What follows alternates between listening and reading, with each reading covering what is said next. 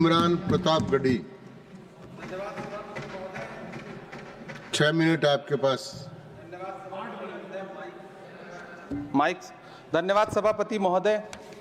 भूख के एहसास को शेरो सुखन तक ले चलो, या गजल को मुफलिसों की अंजुमन तक ले चलो।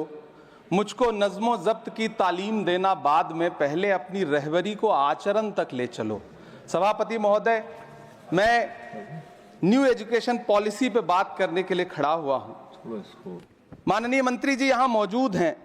न्यू एजुकेशन पॉलिसी कहती है कि हमारा जोर टीचर्स ट्रेनिंग पर होना चाहिए, लेकिन जो नेशनल सैंपल सर्वे ऑफिस का आंकड़ा है वो कहता है कि इस देश में सिर्फ 13% टीचर हैं जो ट्रेंड हैं।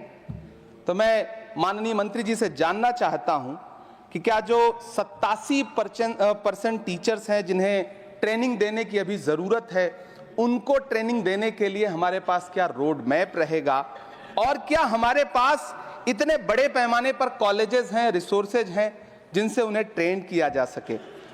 हमारी न्यू एजुकेशन पॉलिसी कहती है कि टेक्नोलॉजी पे जोर दिया जाए, और टेक्नोलॉजी के सहारे पढ़ाई को हमने कोविड के दौरान देखा भी है कि किस तरह से बच्चों को टेक्नोलॉजी के सहारे पढ़ाया गया।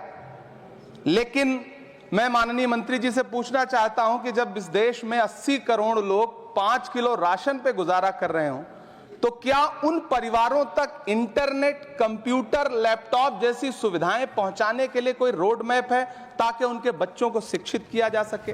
मैं एक बहुत महत्वपूर्ण बात और सभापति महोदय यहां कहना चाहता हूं कि माइनॉरिटी कम्युनिटी से जुड़ा हुआ जो मदरसा एजुकेशन का पैटर्न है, उस पे बहुत गंभीरता से माननीय मंत्री जी से पूछना चाहता हूं कि जो न्यू एजुकेशन पॉलिसी है, कुछ मदरसे ऐसे हैं जिनको सरकार रिकॉग्नाइज करती है, लेकिन कुछ बड़े शिक्षण संस्थान हैं, नदवा और देवबंद जैसे, क्या न्यू एजुकेशन पॉलिसी के कॉन्टेस्ट में आपने इन बड़े संस्थानों से डायलॉग करने का कोई मानक या कोई बातचीत शुरू करने का प्लान बनाया है या नहीं, ये मैं पूछना चाहता हूं।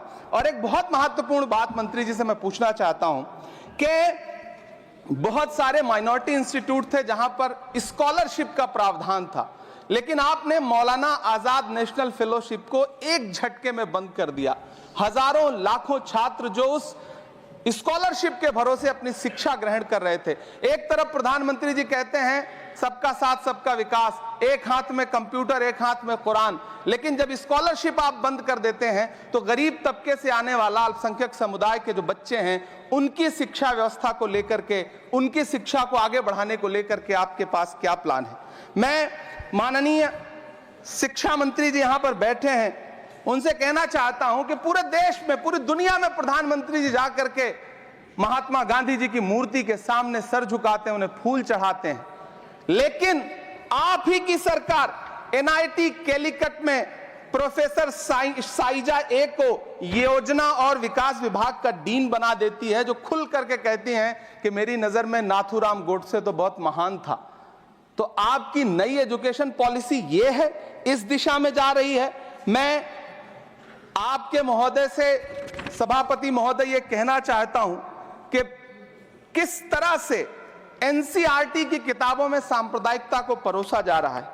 माननीय मंत्री जी, क्या आपके संज्ञान में है कि केंद्रीय हिंदी संस्थान और नीपा जैसे जो संस्थान हैं, उसमें अघोषित तौर पर यह कह दिया गया है कि देवनागरी में लिखते हुए जो नुक्ते लगाए जाते थे, जिनको यह कहा जाता है कि वो उर्दू से आते हैं, उनको अघोषित तौर पर रोक दिया है कि नई छपने वाली किसी भी किताब में नुक्ता नहीं लगाया जाएगा। NCERT की किताबें छापने वाले, लिखने वाले कई लोगों से मेरी व्यक्तिगत बात हुई, उनका यह कहना था कि हमें ऊपर से आदेश है, हालांकि ऐसा कोई लिखित आदेश नहीं है।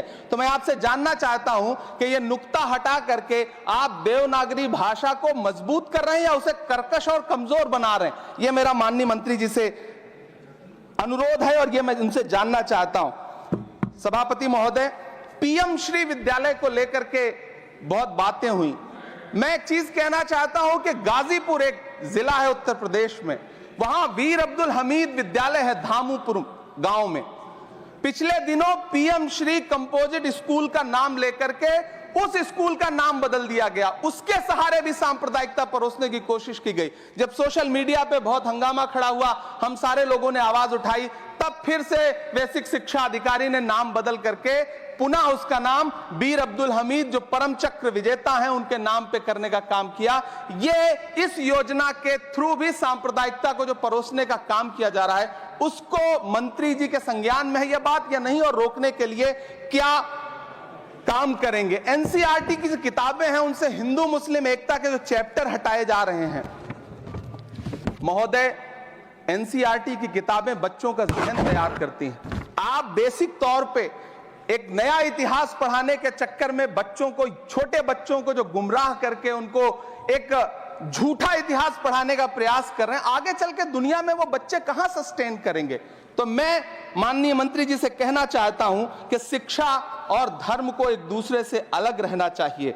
मैं आज इस विषय पे बात करते हुए एक बहुत महत्वपूर्ण बात और कहना चाहता हूं कि दिल्ली विश्वविद्यालय में पाठ्यक्रम में जो बदलाव किए गए हैं, जिसमें राजनीति विज्ञान के पाठ्यक्रम से भीमराव, रामजी अंबेडकर, मोहनदास करमचंद गांधी, मोहम्मद इकबाल और भारत के संविधान पर आधारित शोध पत्रों को हटाया गया है। दलित लेखक बामा और सुकीरथ राणा को अंग्रेजी पाठ्यक्रम से हटाया गया है।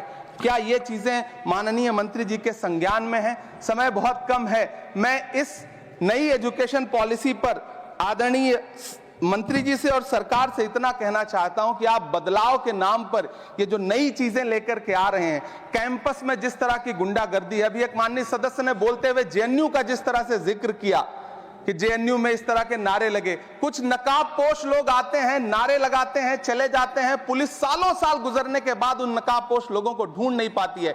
इतने प्रतिष्ठित शिक्षण संस्थानों को बदनाम करने के लिए जो तरीका सरकार इस्तेमाल कर रही है वो बहुत शर्मनाक है। पिछले दिनों एक महिला भी नकाबपोश, जिसने छात्रावास में लाठी बरसाई थी, डंडे चलाए थे, वो आज तक उसकी पहचान नहीं की जा सकी, दिल्ली पुलिस उसे ढूंढ नहीं सकी।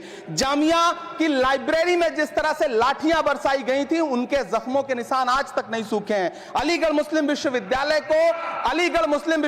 को लेकर के वहां के सांसद जिस तरह की भाषा का इस्तेमाल करते हैं, वो बहुत शर्मनाक है। माननीय मंत्री जी और सरकार से मैं आपके माध्यम से पूछना चाहता हूं और यह कहना चाहता हूं, आप बदलाव के नाम पर जो नई चीज लाने की कोशिश कर रहे हैं, महोदय, नदियों को साफ मत करिए, उन्हें गंदा मत होने दीजिए, नदियां अपने आप साफ हो जाएंगी। सभापति महोदय, मैं तो कहना चाहता हूं कि जंगल मत उगाइए, बस पेड़ों को काटना बंद कर दीजिए, जंगल अपने आप उग जाएंगे। मैं तो सरकार से कहना चाहता हूं कि शांति स्थापित करने के लिए भाषण मत दीजिए, अशांति फैलाना बंद कर दीजिए, शांति अपने आप स्थापित हो जाएगी। मैं तो कहना चाहता हूं कि प्रेम फैलाने पर लंबे लंबे लेख मत लिखिए, बस नफरत करना बंद कर दीजिए, प्रेम अपने आप फैल जाएगा। ये जो नई एजुकेशन पॉलिसी है, इसमें जिस तरह से गरीब तबके के लोगों को, हाशिए पर मौजूद लोगों को शिक्षा से दूर करने का प्रयास किया जा रहा है, वो बहुत शर्मनाक है।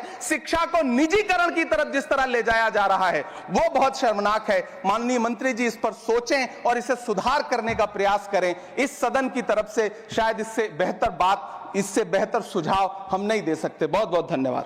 धन्यवाद इमरान।